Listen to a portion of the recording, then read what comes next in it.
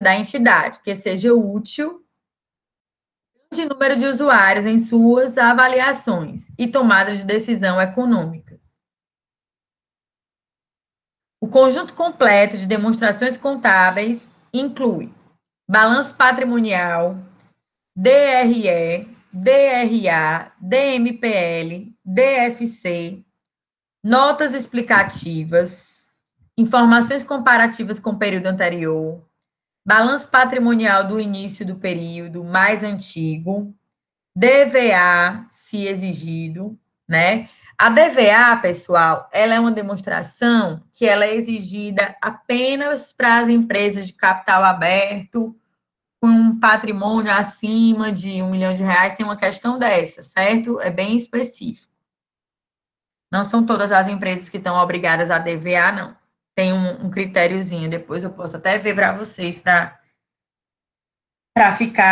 vocês ficarem certos disso, mas tem um valor que ela se torna exigível, né? Quando exigido. A rigor, então, são essas demonstrações que são exigidas, né, pela lei, né?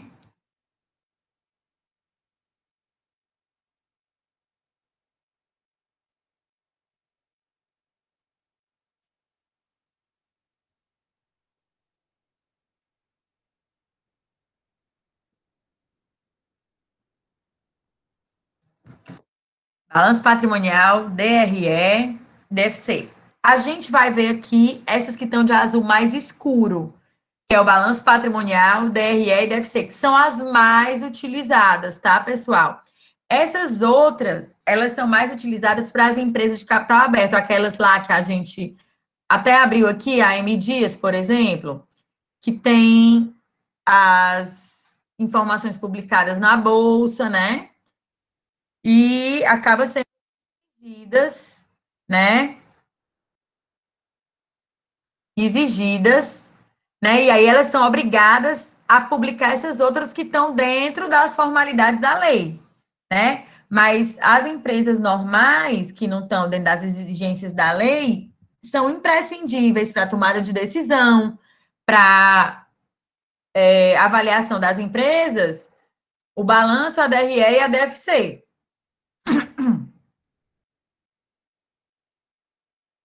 E aí, quais são os principais usuários da contabilidade? São aqueles que têm algum interesse na informação contábil das entidades. Usuários, a gente tem usuários internos e os usuários externos, né, pessoal? Usuários internos, sócios, os administradores, obviamente, os gestores, né, os gerentes, eles precisam das informações para as tomadas de decisão, para gerir o negócio, né? Isso é necessário. Os usuários externos, fornecedores, clientes, Receita Federal. Gente, por que que o cliente pode querer o balanço da empresa? Para saber se ele pode comprar, se ele pode contratar o serviço. Eu posso comprar o serviço de uma empresa que não tem balanço, que não tem informação, que não vai poder me preparar o produto ou o serviço. Imagina se eu comprar de uma empresa que está falida, que não vai poder me entregar. Eu vou comprar gato por lebre, por lebre. E aí eu não vou conseguir receber o produto, eu não vou conseguir receber o serviço, gente. E aí é muito pior. Na verdade, a gente deveria pedir as demonstrações das empresas sempre que fosse fazer uma aquisição. Por quê? Porque a gente precisa ter certeza que a empresa vai poder honrar o compromisso dela, né? Mas a gente não é acostumado com isso. Às vezes as pessoas se sentem ofendidas, né? Se a gente pede o balanço da empresa, mas não era para acontecer isso. Na verdade, ela era para ter orgulho de oferecer o seu balanço, né? Mostrando que tem os seus números, que está tudo em dia, que está tudo certo. Mas, na verdade, isso não acontece. né? Então, mas era para acontecer isso, as empresas terem os seus números, né, bem apresentados, bem levantados e se ter orgulho desses números para poder dizer, ó, oh, eu presto um bom serviço, eu tenho condição de apresentar, de produzir esse produto a longo prazo, eu posso lhe fornecer, sim, por muito tempo, porque eu tenho caixa, eu tenho condição de pagamento, condição de receber, condição de comprar matéria-prima. E as pessoas, elas não veem dessa forma. Mas é isso. Então, os usuários externos são clientes, fornecedores. Se eu compro, o cara pode querer saber se eu tenho condição de pagar. É natural. Eu vou vender uma coisa para alguém que eu não sei nem se pode me pagar? Não tem fundamento isso, né? Eu tenho que querer vender para quem pode me pagar, né?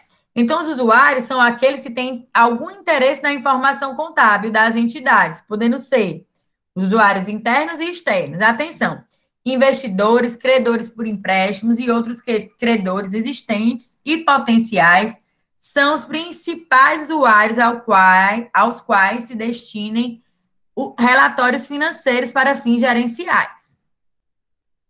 O banco é o principal cara que quer ver as demonstrações da empresa, porque normalmente ele empresta dinheiro, mas ele também já sabe quanto essa empresa tem de aplicação financeira, quanto é que ela tem de disponibilidade na conta dela, quanto transita de dinheiro nessa conta. Então, o banco é o cara que mais sabe quanto a empresa tem, né? E o que a empresa tem. Esse cara sabe, né? Ele tá por dentro, tá mais próximo de tudo, né? Então, ele acaba sabendo de fato o que está se passando. Ele não é alheio, né, ao que se passa.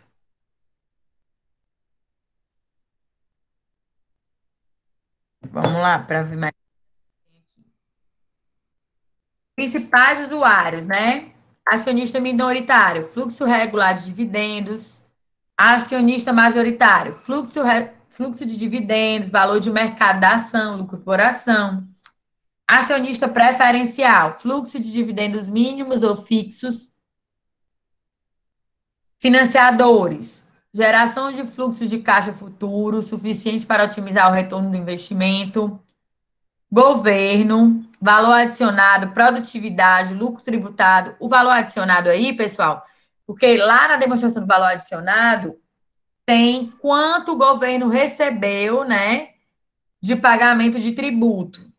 Empregados, fluxo de caixa futuro capaz de assegurar bons aumentos de salário. Média e alta gestão, ROA, ROI, situação de liquidez, endividamento confortável, ver, né, o que a empresa tem de endividamento, comprometimento de dívida, porque isso impede até de voltar para o próprio. Se eu tenho uma dívida muito grande, como é que eu vou distribuir lucro para os funcionários? Eu tenho dívidas, né? Então, tudo isso eu tenho que pensar. Então, acaba que fica mais limitado, né? Fica bem mais limitado. Bem mais.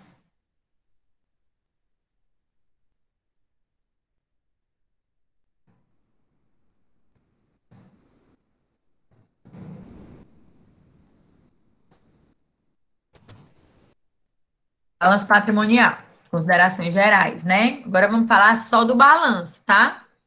O balanço patrimonial, que é o que a gente já vem vendo, né? Vem vendo, né? O balanço patrimonial consta o quê? O ativo, o passivo e o patrimônio líquido, né? O ativo é onde tem os bens e os direitos, o passivo tem as obrigações e o PL tem o quê? O capital, as reservas e os lucros ou prejuízos. Considerações gerais. O balanço patrimonial é um instantâneo da empresa. É uma das mais importantes demonstrações, por meio da qual podemos apurar a situação patrimonial e financeira. é um modo conveniente de organizar e resumir aquilo que possui seu ativo, o que deve, seu passivo e a diferença entre os dois, o patrimônio líquido da empresa em determinado momento. Aí a gente está vendo aí a equação, né? Que a gente já conhece de longa data. Ativo, recurso econômico, bens e direitos. Passivo, obrigações e situação líquida, PL.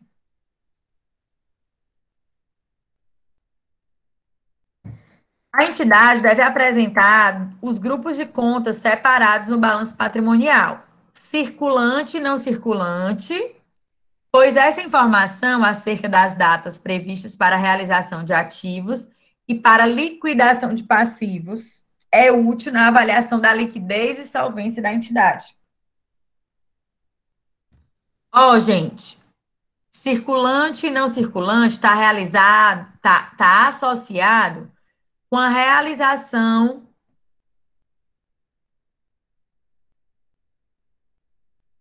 das contas da empresa, né? Curto prazo e longo prazo, certo? Ó, curto prazo é circulante, é tudo aquilo que a gente usa dentro de um ano.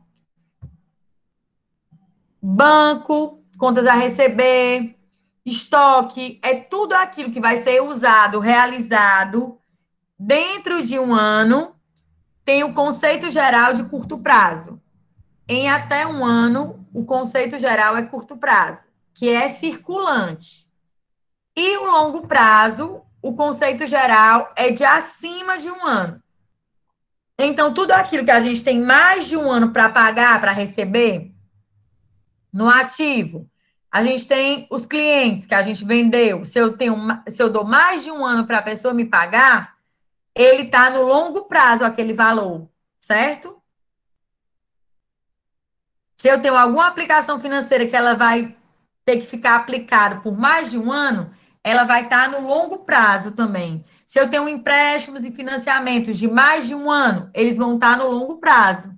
Se eu tenho impostos a pagar por mais de um ano, se eu fiz um refis, como chama, né? Que eu tenho mais de um ano para pagar, tenho 60 meses, que é um financiamento de impostos, eu vou também colocar lá por mais de um ano, certo? Vocês entenderam essa questão aí do curto e longo prazo, circulante e não circulante, pessoal?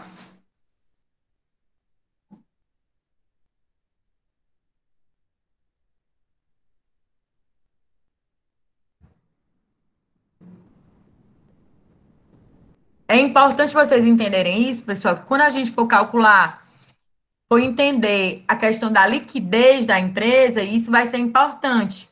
Essa empresa, ela tem liquidez, ela consegue honrar seus compromissos? Se ela tiver pouca coisa no circulante, e tiver muita coisa a pagar no não circulante, então às vezes ela pode ter uma dificuldade financeira.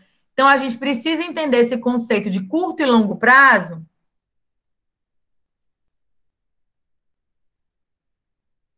Após um ano, é no exercício social seguinte, não é que é o fim do exercício social, é o fim do exercício social de agora. Mas, no caso, a empresa não chega ao fim, entendeu? O exercício social atual é que acaba, mas ela tem vários exercícios sociais para frente. É o fim do exercício social de agora. Por exemplo, é o fim do exercício social de 2020, entendeu? Mas ela tem vários exercícios sociais para frente.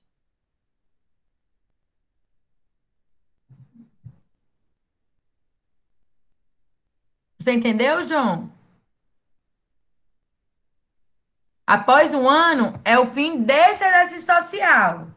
Mas aí, no próximo, né? Aí já começa outro exercício social. Aí, quando ele terminar, finda o próximo. Aí já começa outro. E assim sucessivamente. Sempre vai começar um outro. Termina um e começa outro. Nunca fica no fim de um, né? E encerra.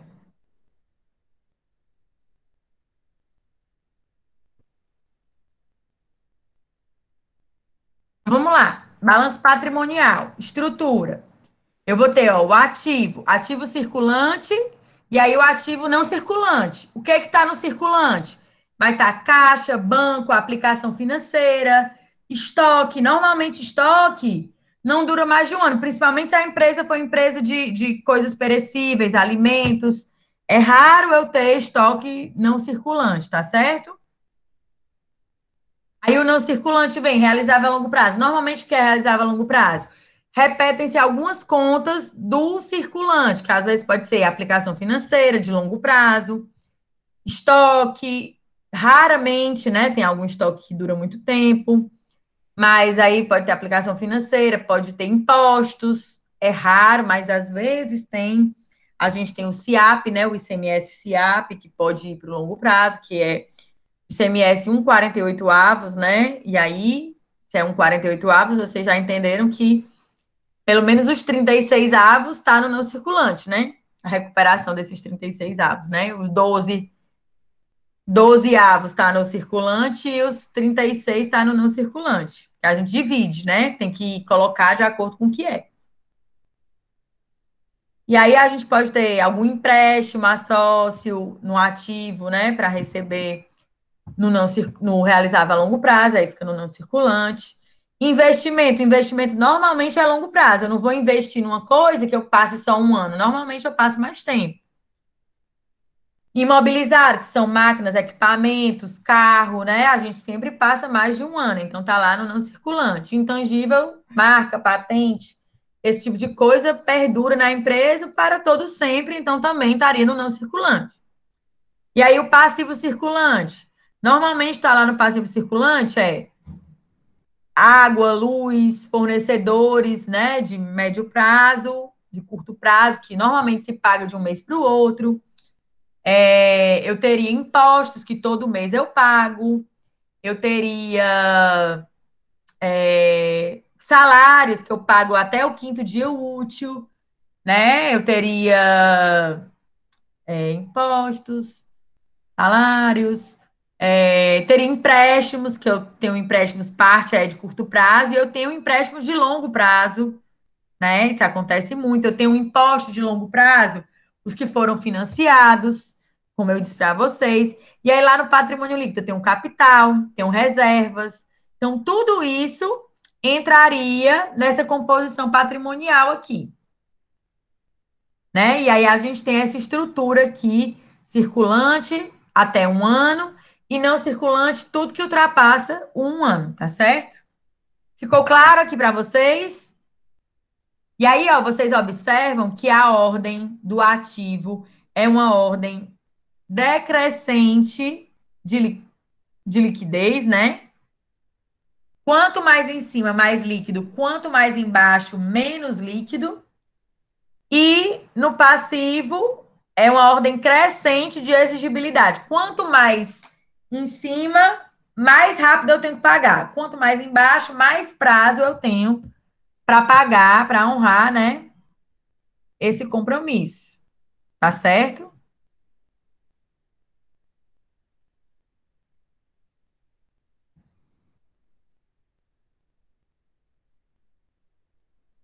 Beleza? Vamos lá, estrutura, né? É classificado um ativo circulante. Espera que seja realizado ou pretende-se que seja vendido ou consumido no decurso normal do ciclo operacional da entidade.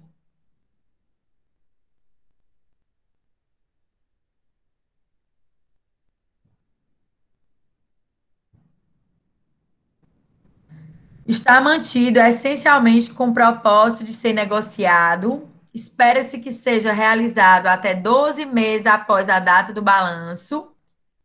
É caixa ou equivalente de caixa, a menos que sua troca, uso se encontre vedada. Exemplo: caixa, banco conta movimento, aplicação de liquidez imediata, estoque, duplicata a receber, perda com estimativa de crédito de liquidação duvidosa. São essas contas que normalmente transitam pelo ativo circulante, tá certo?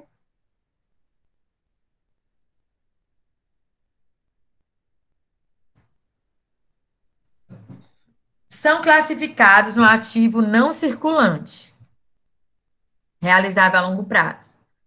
Direitos realizáveis após o término do exercício seguinte, assim como os derivados de venda, adiantamentos ou empréstimos à sociedade coligada ou controladas, diretores, acionistas ou participantes no lucro da companhia que não constituem negócios usuais na exploração do objeto da companhia. Exemplo, aplicação de longo prazo, duplicados a receber de longo prazo, despesa antecipada de longo prazo, empréstimo compulsório, empréstimo adiantamento de longo prazo, perdas estimadas com crédito de liquidação duvidosa. Isso tudo está lá dentro do realizável a longo prazo, tá? Com a palavrinha longo prazo, a gente já entende que ele é para estar aí no não circulante, né? Se ele não tivesse a palavra longo prazo, ele poderia estar dentro do circulante.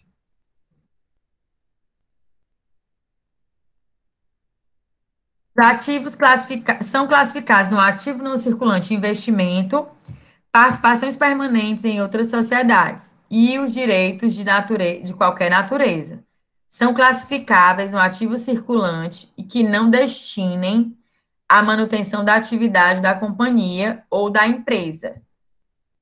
Exemplo: investimentos em ações, propriedade para investimento, terrenos e imóveis para futura utilização, obras de arte ou antiguidade, investimentos em ouro, certo?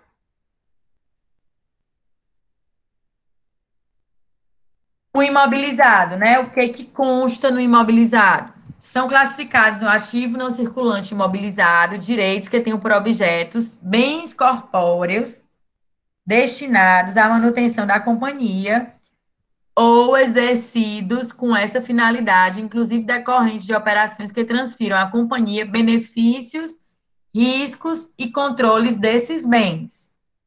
Redação dada pela Lei 11.638/07. Exemplos: terrenos, edifícios, máquinas, equipamentos, veículos, móveis, utensílios, reflorestamento e florestamentos, minas jazidas, depreciação e exaustão. Então, tudo isso pode estar lá dentro do imobilizado. E eles contribuem com a atividade da companhia, né? O imobilizado, ele normalmente, ele tem a finalidade que de, das operações, né, que transfiram à companhia benefícios, riscos e os controles dos bens, né? Bens corpóreos destinados à manutenção da companhia. Então, são bens que estão relacionados à atividade da companhia, ao que a companhia desempenha, tá certo? Então, faz parte, né, da atividade. E o intangível, que é o último grupo, né, aí do ativo, são classificados como ativo não circulante intangível, os direitos que tenham por objeto bens incorpóreos. Nesse caso aí, ó, o intangível, ele já não tem a matéria física, né? Incorpóreos, destinados à manutenção da companhia ou exercidos com essa finalidade, inclusive o fundo de comércio adquirido, inciso 6 do artigo 179, softwares, fundo de comércio, marcas, patentes, direito de exploração de serviço público, direitos autorais, licença, direito federativo de atleta, amortizações. Então, gente, todos esses direitos de uso, né, os direitos federativos de atleta, é o direito de uso, né, eles são intangíveis, né, que também são destinados à manutenção das atividades da companhia. Então, eles são intangíveis, tá certo? Estariam dentro do grupo intangível do balanço patrimonial. É classificado no passivo circulante. Obrigação que satisfizer qualquer dos seguintes critérios. Espera que seja liquidado durante o ciclo operacional, porque é um ano, né? O ciclo da operação da empresa é o exercício social, 12 meses, né? Está mantido essencialmente para a finalidade de ser negociado. Está mantido essencialmente deve ser liquidado até 12 meses após a data do balanço. A entidade não tem direito incondicional de diferir a liquidação do passivo durante pelo menos 12 meses após a data do balanço.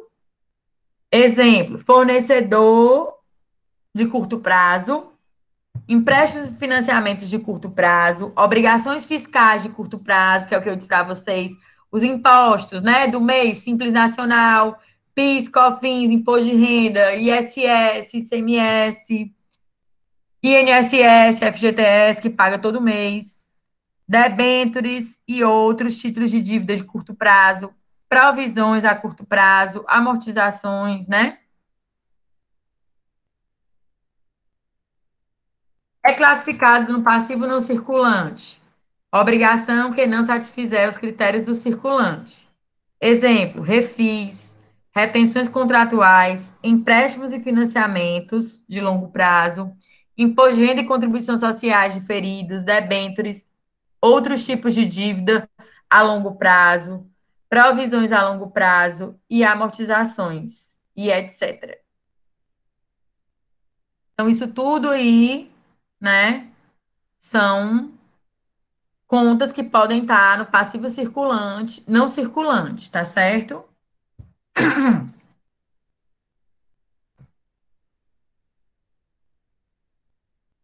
E aí, o último grupo do patrimônio líquido, do balanço, né? Do passivo, lá é o patrimônio líquido. É classificado no patrimônio líquido contas que representam o capital da própria empresa. Quais são os exemplos de conta que estão lá dentro do patrimônio líquido? Capital social, reserva de capital, reserva de lucro, opções outorgadas reconhecidas, ajustes de avaliação patrimonial, capital a realizar, prejuízos acumulados e ações em tesouraria, tá certo? Então, esses exemplos aí de contas são contas que estão lá no patrimônio líquido para a gente usar, tá certo?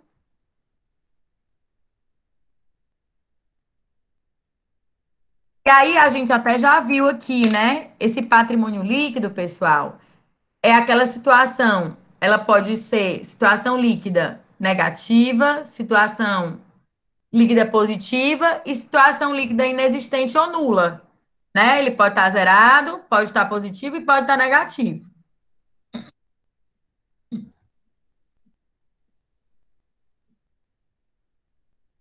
A situação líquida positiva é quando o ativo menos o passivo,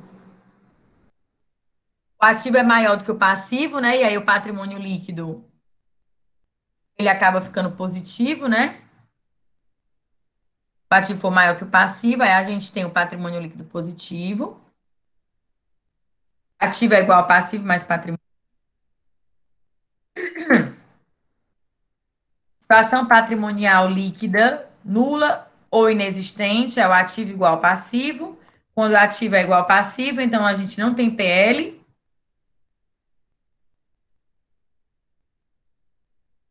Situação patrimonial líquida negativa é o ativo é menor do que o passivo, né? Ele não consegue cobrir as dívidas, a dívida é bem maior, né? Então, quando o ativo for menor do que o passivo, né? O ativo mais patrimônio líquido é igual ao passivo. Essa é a pior situação, né? Quando a gente não consegue honrar os compromissos, tá bem ruim. Aqui a gente traz um modelo de balanço patrimonial, onde o ativo é maior do que o passivo, com certeza, né? A gente tem um patrimônio líquido positivo aí. O patrimônio líquido não é muito grande, mas ele é maior, o ativo é maior do que o passivo. E aí a gente tem um ativo circulante, um passivo circulante, um ativo não circulante, um passivo não circulante, investimentos e patrimônio líquido. Vocês estão vendo aí a estrutura, gente? Vocês conseguem ver?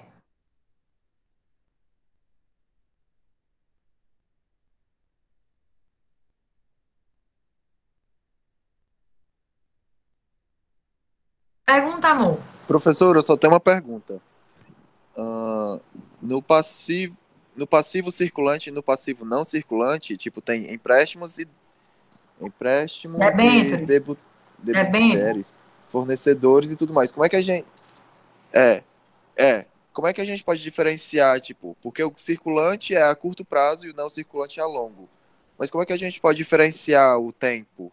Porque só tem empréstimos, aí não vem falando o tempo. Não, aí ele tá diferenciando já, amor.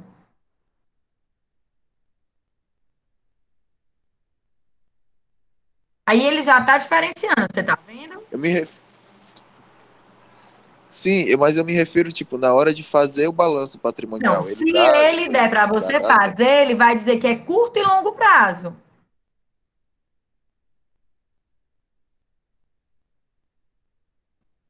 Você tá entendendo?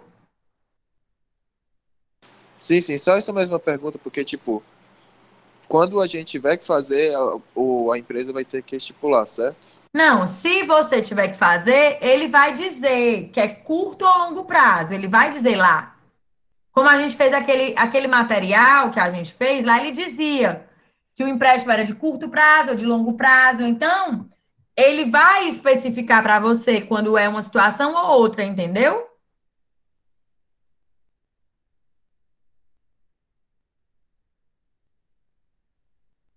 Sim, sim, entendi, entendi. Entendeu? E caso seja um lançamento, um evento, como a gente vem fazendo, ele também vai especificar o tempo. Para dizer assim, é mais de 360 dias. Então você vai saber que é mais de um ano, né? É 400 dias. Então você vai saber que é mais de um ano. Aí você vai saber que é longo prazo. Ele vai dar um jeito de dizer. Porque senão você não tem como saber. Aí assim, você não tendo como saber, é tudo curto, né? Curto prazo.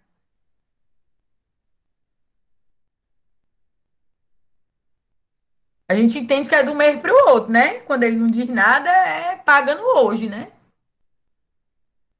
Aí tem que ser curto prazo, né? Entendeu?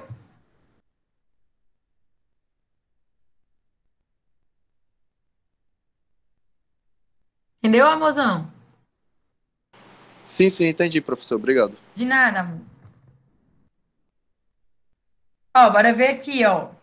A empresa Cascata comprou uma máquina por 350 mil em 5 prestações iguais, sendo uma entrada no ato da compra e 4 pagamentos mensais. Aí são 5 meses, né? Após a contabilização da operação, o patrimônio da empresa sofreu alteração, ó. A máquina, débito de imobilizado, não circulante, né? O imobilizado a gente não vai se desfazer. Crédito de caixa da primeira parcela e crédito de contas a pagar de 280. O ativo total aumentou em 280, porque saiu do caixa 70, e aumentou o passivo total em 280, que foi o valor do. Ao final do exercício contábil, faz-se o confronto entre receitas e despesas com a finalidade de apurar o resultado da atividade empresarial e demonstrá-lo de forma clara e transparente. Se as receitas obtidas superarem as despesas ocorridas, lucro. Se as despesas superarem as receitas, prejuízo. Se as receitas forem iguais às despesas, é zero.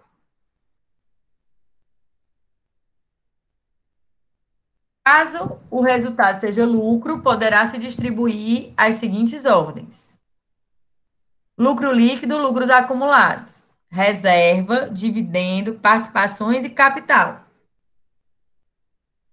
Essa é a ordem de distribuição. Se for prejuízo, a gente vai levar para o prejuízo acumulado, aí a gente vai absorver pelos lucros acumulados, reserva de lucro e a reserva legal.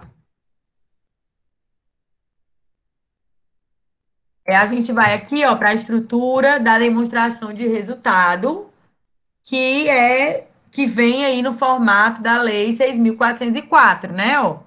Receita bruta, deduções da venda. O que que tem na dedução da venda? Ó?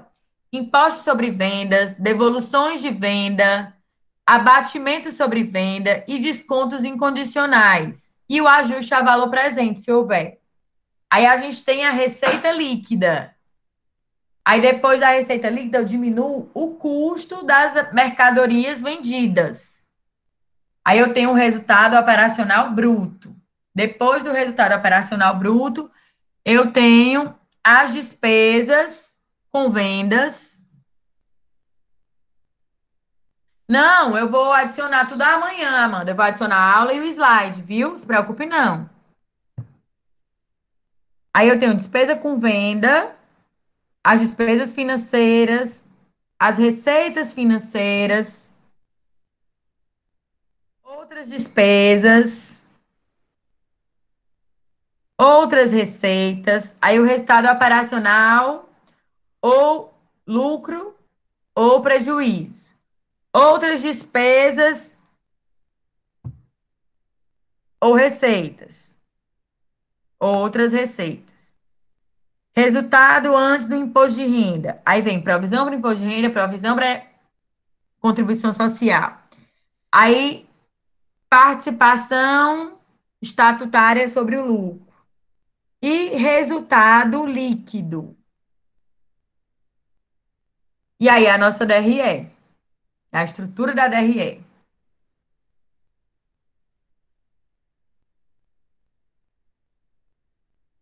Um exercício para a DRE. Mas eu vou deixar esse exercício, gente, para a próxima aula. Eu vou colocar amanhã a aula da gente, né? E esse material. Se vocês quiserem tentar fazer esse exercício para a próxima aula, a gente vai resolver ele junto, tá? A gente começa resolvendo ele. Mas se vocês quiserem já tentar fazer, não tem problema. Eu disponibilizo amanhã de manhã, que a aula deve ser liberada amanhã de manhã. E aí eu já disponibilizo os dois, o material e a aula, tá bom? Beleza? Eu disponibilizo essa unidade toda e a aulinha da gente de hoje, tá certo? Beleza? Boa noite para vocês, pessoal. Bom fim de semana, tá certo? A gente se vê na terça e aí a gente combina, fecha o dia da nossa prova. Feliz dia do professor. Obrigada, viu, amorzão, pelo carinho. E obrigada, Amanda. E aí a gente. Não, não vou esquecer, não, John. Eu não coloquei porque a gente ia começar hoje. E aí, a gente fecha, vê o trabalho dessa etapa e tudo mais, tá certo? Para a gente poder fechar direitinho, tá bom? E aí a gente se encontra na terça. Joia?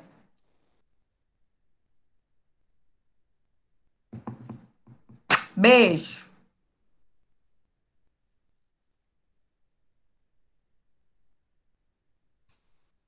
Bye, bye. Boa noite.